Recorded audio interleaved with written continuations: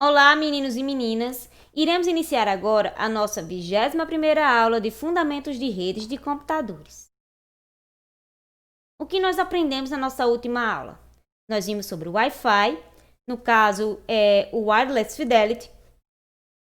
Vimos conceitos, definições bastante importantes para o nosso estudo e vimos a evolução desses padrões que ele possui, que no caso são padrão 802.11, 802.11b, 802.11a, 802.11g, 802.11n e 802.11ac. No caso, na aula passada, nós aprofundamos os nossos conhecimentos em cada um deles.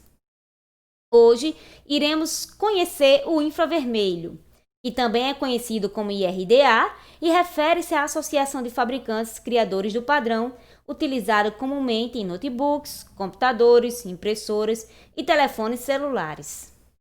Então, a comunicação sem fio através de infravermelho faz utilização de sinais de luz emitidos por um LED, que são enviados pelo emissor e captados por um sensor por parte do receptor. Essa tecnologia de comunicação tem como características interface de baixo custo para utilização, capacidade mínima de transmissão que depende da versão, capaz de cobrir pequenas distâncias e a necessidade de um dispositivo estar diretamente direcionado ao outro para início da comunicação. Então, quanto à forma de comunicação via infravermelho, temos basicamente duas, no caso a comunicação direta e a difusa. Comunicação direta. Os dispositivos que irão se comunicar devem estar direcionados diretamente um para o outro em uma distância curta, para que seja possível a comunicação entre eles. Comunicação difusa. Não existe essa necessidade dos dispositivos estarem devidamente alinhados, um apontado para o outro. Porém, neste caso, a taxa de transmissão é menor e a distância de comunicação entre os dispositivos também diminui. E agora iremos iniciar o nosso estudo pela comunicação por radiofrequência, no caso RFID. É uma tecnologia utilizada para identificação através de sinais de rádio, que essa comunicação acontece entre as etiquetas RFID e os sensores preparados para receber e armazenar dados, sendo que toda a comunicação é feita de maneira remota.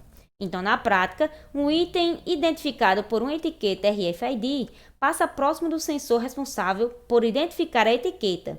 Neste momento, inicia a comunicação entre a etiqueta e o sensor, momento em que acontece a identificação do item. E aqui nós temos um pouquinho da história do RFID, certo? Que é um identificador de radiofrequência, que teve sua origem na Segunda Guerra Mundial, quando alguns países utilizaram a primeira tecnologia de identificação por radiofrequência.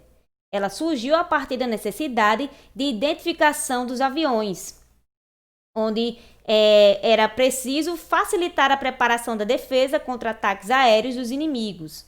Então, desta forma, o físico Robert Alexander Watson Watt desenvolveu um sistema de radar para detectar a aproximação de aeronaves, elaborando o primeiro sistema de identificação por radiofrequência de aeronaves amigas. Então, a primeira tecnologia consistia em implantar transmissores em aeronaves inglesas que davam respostas diferentes a um radar, identificando-se como aeronaves amigas. A partir desta tecnologia, intensificaram-se as pesquisas em comunicação por radiofrequência e, no início da popularização da tecnologia RFID, a principal vinculação como exemplo bem-sucedido do uso da tecnologia no dia a dia do usuário comum em supermercados.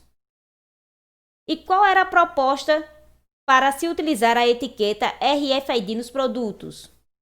Na hora do cliente pagar, apenas precisaria passar o carrinho de compras próximo a um sensor que automaticamente identificaria todos os produtos no carrinho, apresentando assim a fatura ser paga pelas compras, facilitando a sua compra no supermercado.